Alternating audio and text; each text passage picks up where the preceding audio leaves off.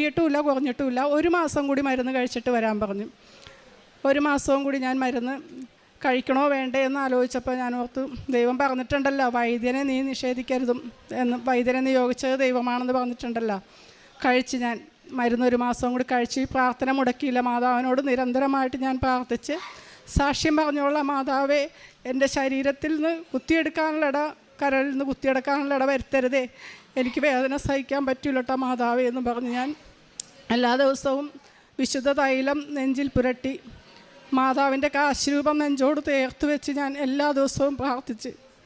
ഞാനിപ്പോൾ ഇവിടെ നിന്ന് പറയുന്നതാണ്, അപ്പോഴാണ് മക്കൾ അറിയുന്നുള്ളൂ. ഞാൻ 1 മാസം കഴിഞ്ഞ 1 മാസം ഞാൻ മരുന്ന് കഴിച്ചില്ലായിരുന്നു, മക്കളോട് ഞാൻ പറഞ്ഞില്ല.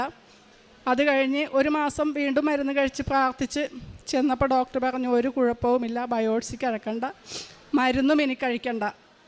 തീർത്തും പൂർണ്ണമായിട്ടും എനിക്ക് ആ അസുഖത്തിൽ നിന്നും മാതാവ് വിടുതൽ നൽകി.